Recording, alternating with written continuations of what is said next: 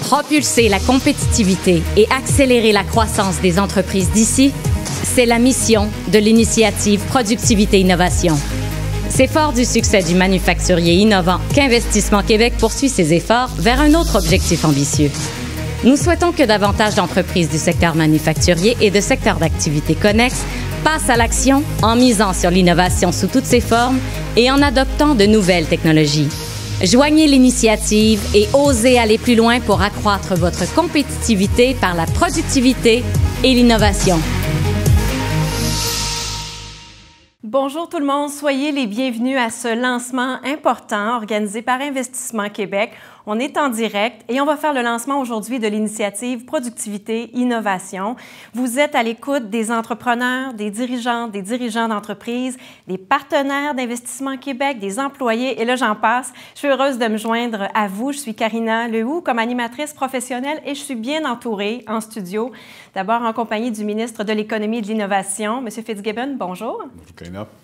Monsieur Guy Leblanc, président-directeur général d'Investissement Québec, bonjour. Bonjour. Messieurs, on a hâte de vous entendre. Dans quelques secondes, je vous cède la parole pour faire ce lancement officiel. Mais d'abord, je veux vous dire que dans quelques minutes, nous aurons également avec nous le plaisir d'entendre 3 entrepreneurs aguerris, ambitieux, qui œuvrent dans des industries complètement différentes, mais qui en même temps ont tous pris le virage productivité-innovation. Mais avant d'aller là, M. Leblanc, bien entendu, on a le goût de vous entendre. Qu'est-ce que c'est cette initiative et quelles sont les visées d'Investissement Québec derrière ce lancement?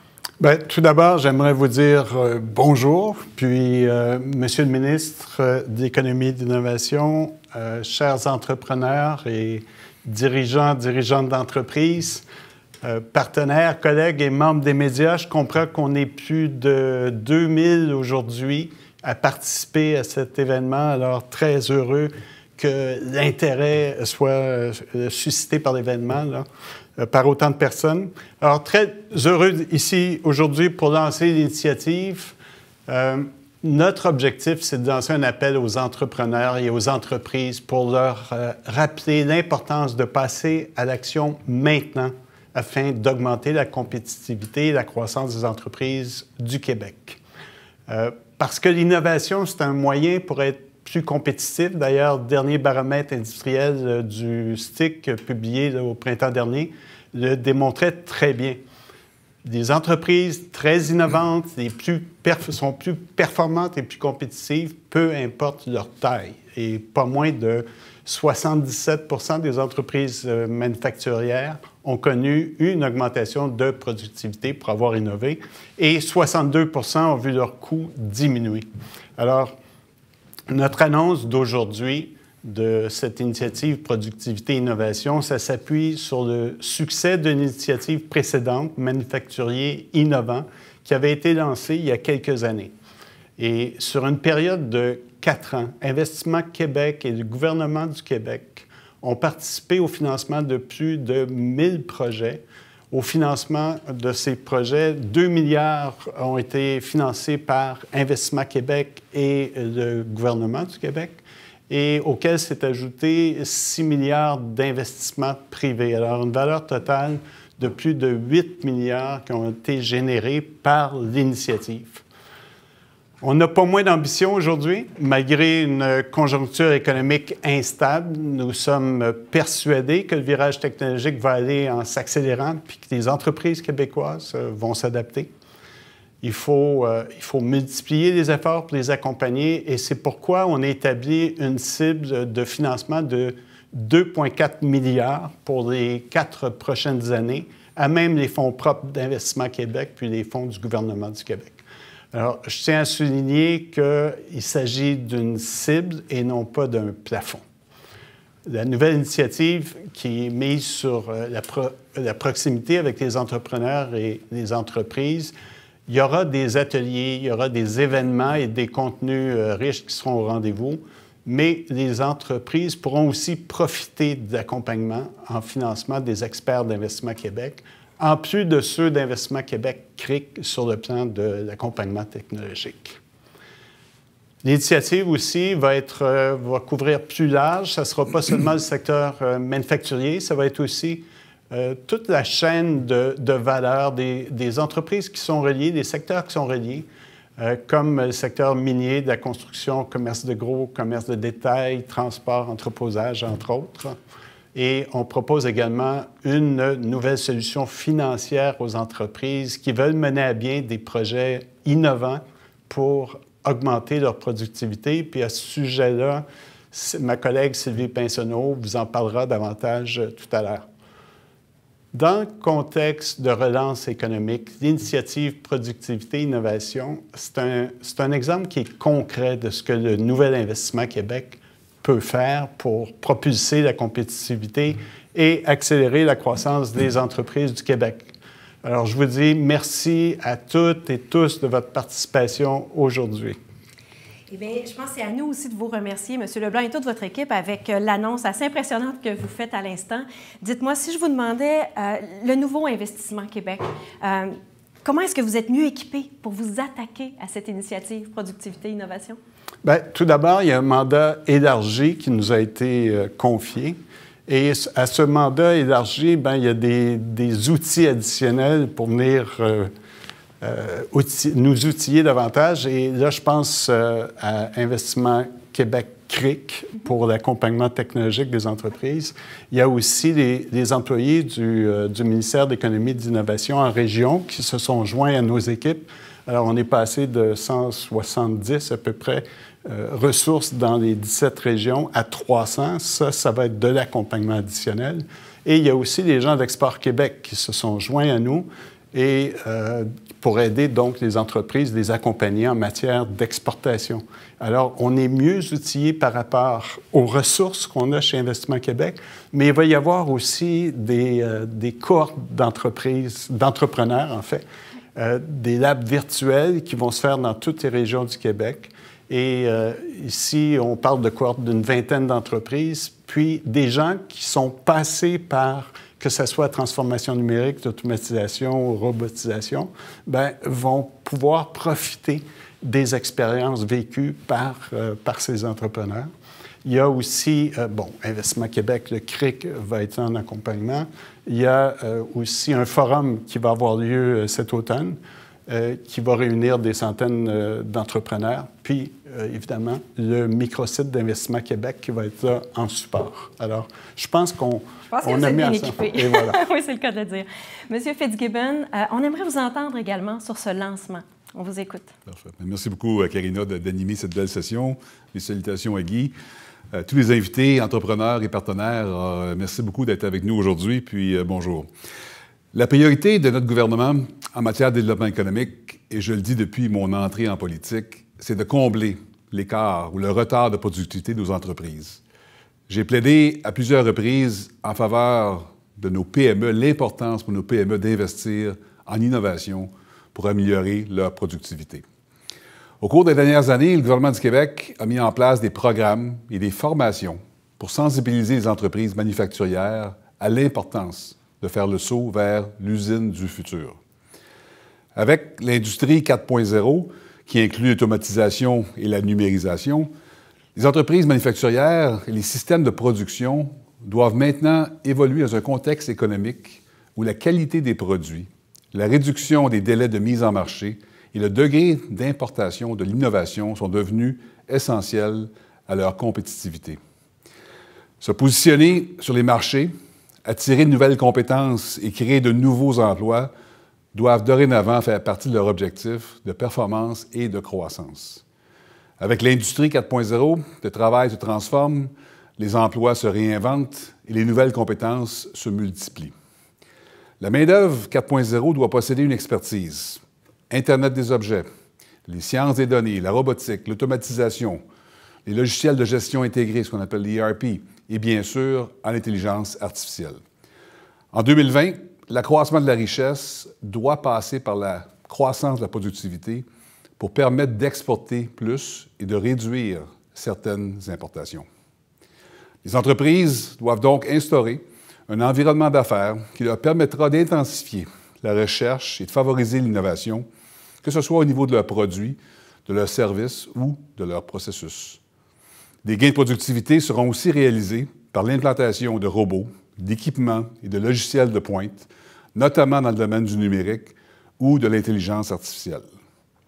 Évidemment, la formation du capital humain, le renforcement des compétences des travailleurs et la préparation de la relève assureront également une productivité accrue. Je tiens à le redire, notre gouvernement ne ménagera pas ses efforts pour mener à bien la relance de notre économie en cette période de turbulence. Malgré une conjoncture difficile, on garde notre plan de match économique initial, c'est-à-dire accélérer les investissements, stimuler l'innovation et d'augmenter les exportations, et on va y dédier les crédits budgétaires requis. On met l'accent sur l'entrepreneuriat, la recherche ainsi que l'innovation et sa commercialisation. On accélère la transformation numérique et la transition verte pour accroître la productivité et la compétitivité de nos entreprises et spécifiquement de nos PME. On maximise l'efficacité des démarches de prospection à l'étranger, on renforce la présence du Québec sur les marchés extérieurs et on améliore l'appui à l'exportation. Investissement Québec est la porte d'entrée pour les entrepreneurs et le principal levier pour appuyer l'investissement, l'exportation et l'innovation en entreprise. Le capital humain et financier sera au rendez-vous.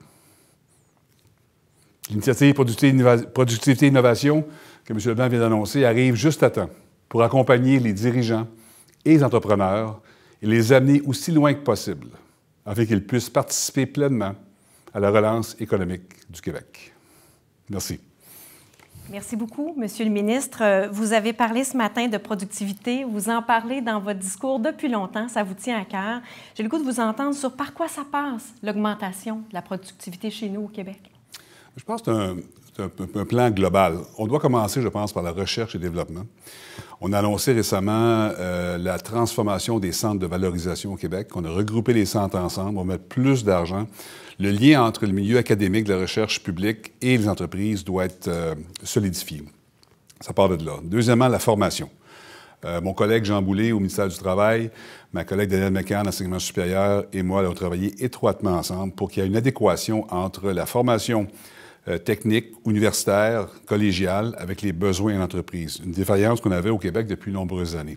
Et ultimement, via Investissement Québec, on va investir des dollars, on va accompagner nos entrepreneurs pour qu'ils puissent se numériser, s'automatiser, puis suivre le mouvement technologique qui est maintenant requis pour entreprises qui veulent se distinguer au niveau international. Très bien. Merci beaucoup. Beaucoup de concertation dans ce que vous amenez comme propos. Maintenant qu'on connaît un peu les grandes lignes de l'initiative Productivité, Innovation, on connaît un peu les objectifs aussi derrière tout ça, on va aller un peu plus loin. Madame Sylvie Pinsonneau, elle est première vice-présidente stratégie et solutions d'affaires chez Investissement Québec. Elle va nous donner quelques détails. On l'écoute.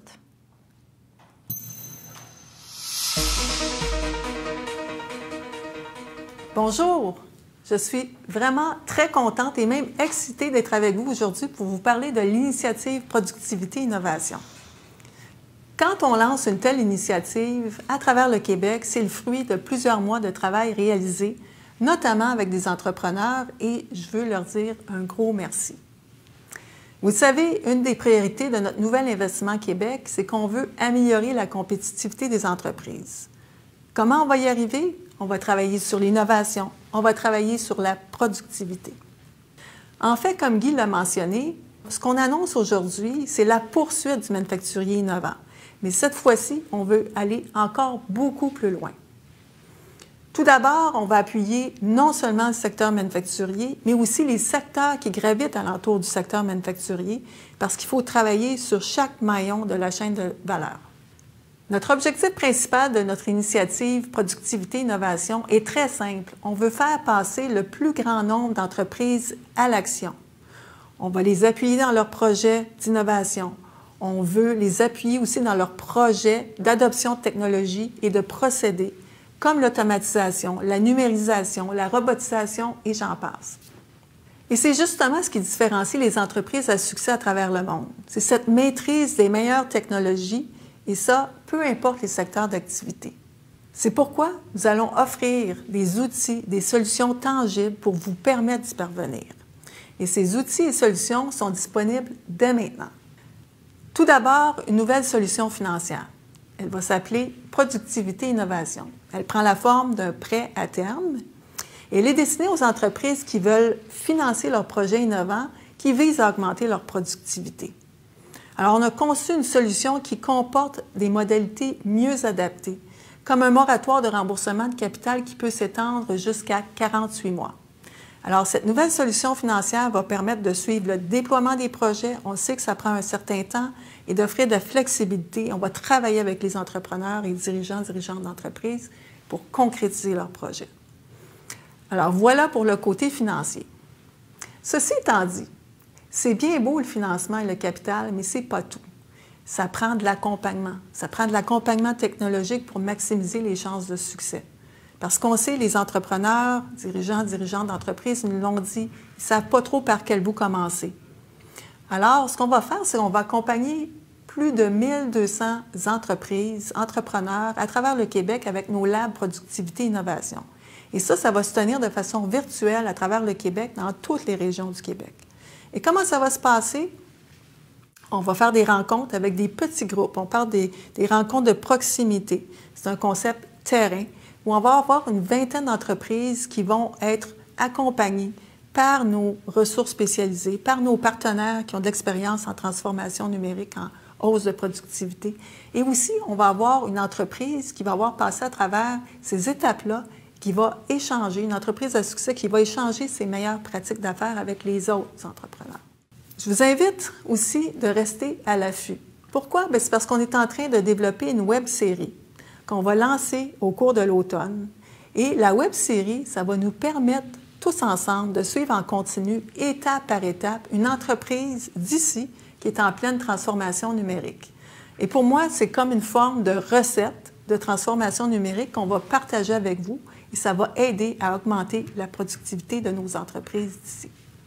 En terminant, s'il y a une chose que j'aimerais que vous reteniez, c'est que maintenant, il faut passer à l'action. On n'attend plus, on le fait ensemble. Merci et bonne journée. De retour en studio avec M. Fitzgibbon et Leblanc. Monsieur Leblanc, d'abord, vous avez mentionné qu'une des nouveautés de l'initiative, c'est de s'ouvrir à d'autres secteurs d'activité. Pourquoi vous faites ce choix-là? Bien, l'initiative précédente, c'était surtout pour les manufacturiers innovants. Mais comme Sylvie le mentionnait dans le reportage, c'est une chaîne de valeur. Et on ne peut pas juste s'attaquer à un maillon de la chaîne, il faut toucher chacun des maillons. Et ça commence en amont avec le secteur minier, par exemple, mais ça doit couvrir l'ensemble de la chaîne, donc autant d'entreposage, autant de transport que tout ce qui est commerce de gros, commerce de détail. Alors, il n'y a pas de secteur qu'on va ignorer dans cette chaîne de valeur. Très intéressant, merci.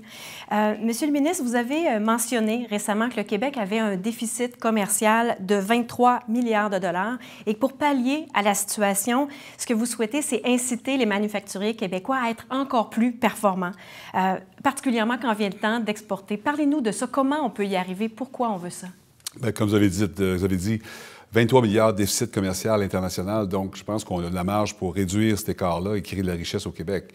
Le premier volet va être d'augmenter nos exportations et je suis heureux de constater que M. Hubert Bolduc, qui travaille chez Investissement Québec, est à finaliser un programme pour bonifier nos exportations qui va être bien accueilli, je pense, de la part des sociétés québécoises. D'autre part, on veut essayer de réduire nos importations dans des secteurs où nous pensons qu'au Québec, on peut être productif parce que les Québécois veulent acheter local, mais pas à n'importe quel prix. Alors, on a identifié au ministère, avec Investissement Québec, des secteurs stratégiques, il y en a 12. Et là, on travaille dans des sociétés à l'intérieur des secteurs qu'on a identifiés, puis Investissement Québec va être responsabilisé pour aller voir les sociétés en question, pour les encourager à investir dans les programmes qu'on a vus ce matin, pour les rendre plus compétitifs, puis qu'on puisse en même temps exporter plus et en même temps importer moins, tout en restant libre-échangiste, parce que le Québec doit demeurer sur cette voie d'accès. Très bien, merci. Et vous savez, dans les derniers jours, j'ai eu l'occasion de rencontrer 3 entrepreneurs que vous connaissez possiblement, qui sont particulièrement ambitieux. Ils ont fait ce virage innovation et travaillé pour leur productivité. On les écoute à l'instant. Laura Boivin, Sylvain Garneau, Étienne Lacroix, un plaisir d'être avec vous aujourd'hui. Vous êtes à la tête d'organisations qui œuvrent dans des industries complètement différentes, mais on vous a réunis aujourd'hui parce que vous avez en commun la conviction que l'innovation, c'est un incontournable, que c'est important d'ailleurs pour augmenter sa productivité et surtout, vous le démontrez dans la façon dont vous faites évoluer vos entreprises.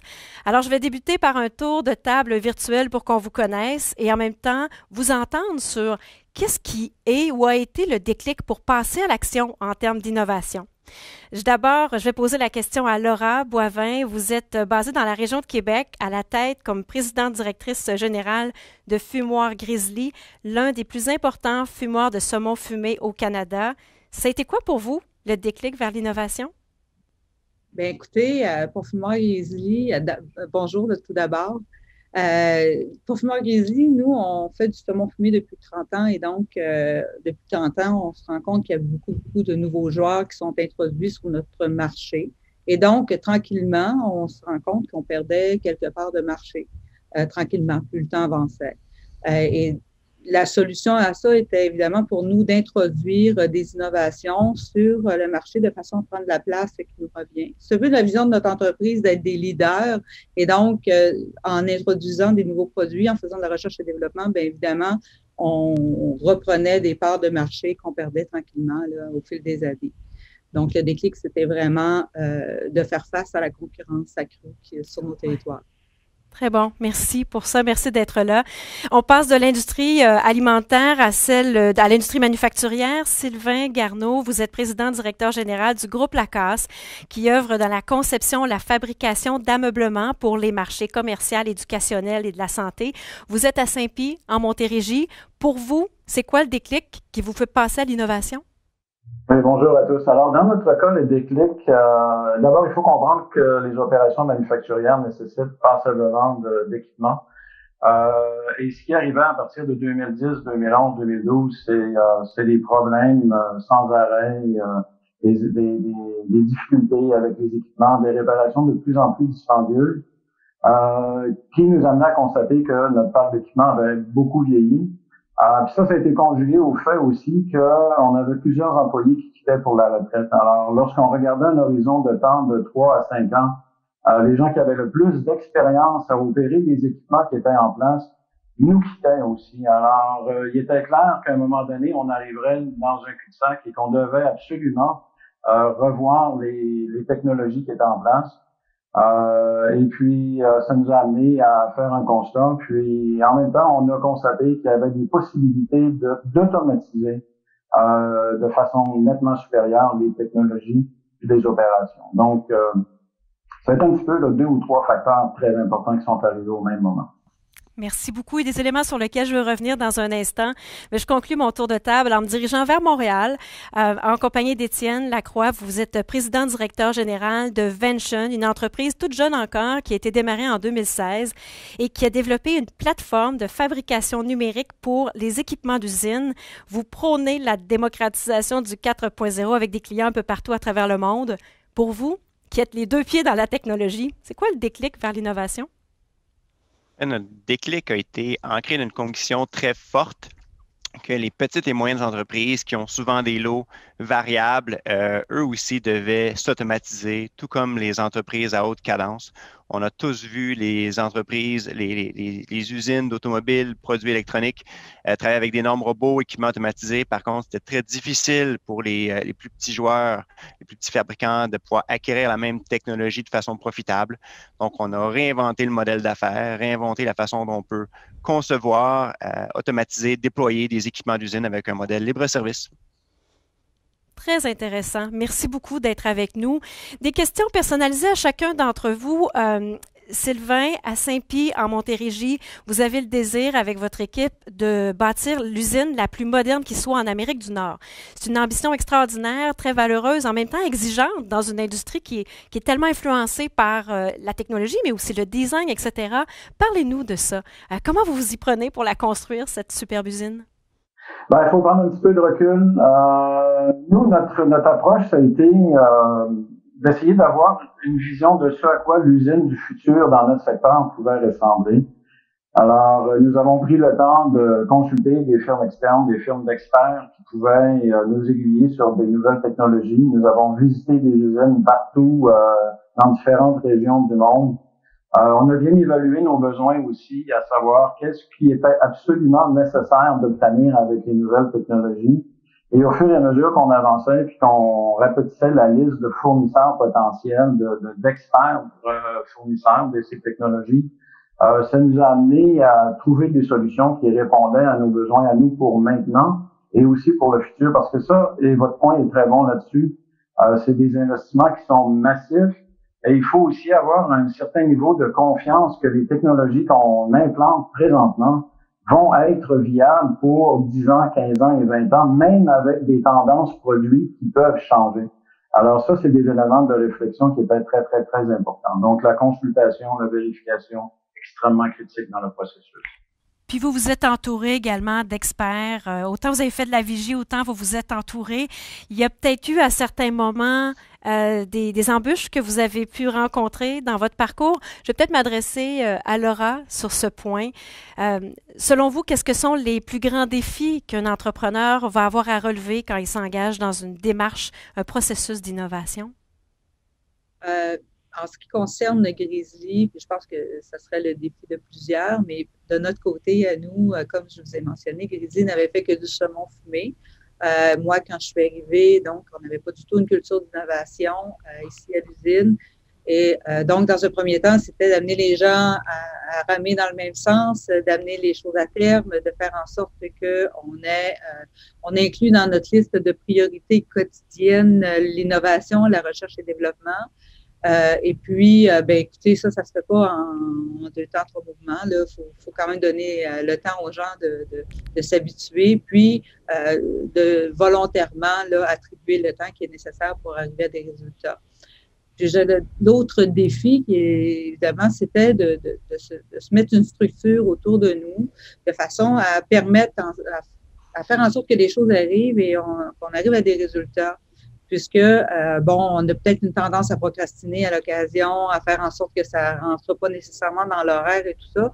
Donc, en ayant des agendas, en ayant un calendrier, de déterminer des tâches précises, comme on a fait, on a mis en place en fait un bureau de projet avec des échéanciers, tout ça. Ça faisait en sorte que tous les gens étaient ici accompagnés dans la recherche et développement, puis ça laissait pas beaucoup de place à la discrétion, à savoir ce que je le fais ou pas.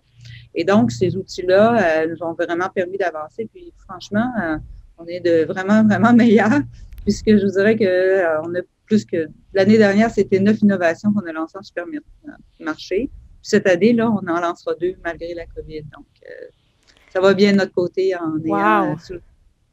Vous avez le vent dans les voiles. Vous vous êtes organisé pour que ça marche. Hein? C'est une chose d'avoir une vision, mais il fallait la structurer. Puis vous êtes arrivé là. Peut-être souligner le fait que dans votre carrière, vous êtes avocate de formation et un jour, vous avez laissé la pratique du droit des affaires pour reprendre une entreprise. Donc, vous y avez sûrement aussi insufflé un peu de cette expérience-là que vous aviez également au fil de votre carrière. Étienne, de votre côté, là, je le disais, vous avez les 2 pieds dans les technologies et avant de se rencontrer en direct maintenant, vous nous avez dit à quel point c'est de plus en plus facile finalement de nos jours d'innover, d'améliorer sa productivité. Moi, je pense que c'est encore un défi assez exigeant, mais pourquoi pour vous, vous dites que c'est de plus en plus facile de faire ça et d'innover? Dans un contexte de démocratisation des technologies manufacturières, ce qu'on se rend compte, c'est que les gens qui vont diriger, même mettre en œuvre la transformation vers les technologies de manufacture innovantes sont souvent les gens qui aujourd'hui opèrent l'usine, qui demain seront ceux qui la transforment. Et donc, aujourd'hui, je crois qu'il y a une belle offre d'une boîte à outils de technologies beaucoup plus simples d'utilisation qui permet à des gens qui n'ont peut-être jamais déployé de robots ou jamais conçu d'équipements automatisés de maintenant pouvoir le faire par eux-mêmes. On débute vraiment l'ère de la démocratisation d'automatisation industrielle. Puis, on est bien content d'en faire partie et d'aider plusieurs partenaires à démarrer cette aventure.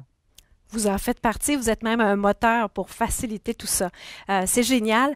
Sylvain, je veux revenir sur un élément qu'on a parlé très brièvement, mais l'importance de s'entourer. Dites-moi votre expérience là-dessus. Elle est essentielle, non seulement être capable de s'entourer à l'interne avec les ressources qui sont nécessaires à l'exécution du projet, Ici, je veux souligner que c'est un projet d'importance. C'est 70 containers de nouvelles technologies de fabrication qui sont implantées, pendant que les opérations quotidiennes doivent se poursuivre. Donc, c'est extrêmement important. Mais ce qui est autant important, sinon plus, c'est d'avoir le soutien de partenaires financiers qui croient en ce projet-là, puis qui croient en l'organisation et à sa capacité de l'exécuter. Puis à ce niveau-là, j'aimerais souligner l'importante contribution et support d'Investissement Québec, qui est avec nous depuis 2012, qui a cru au projet de rachat parce que c'est un rachat d'entreprise qui appartenait à des Américains, et qui a cru aussi à ce projet de modernisation. Alors, c'est absolument essentiel, et sans ce support, c'est des projets qui ne se réaliseraient pas ici au Québec.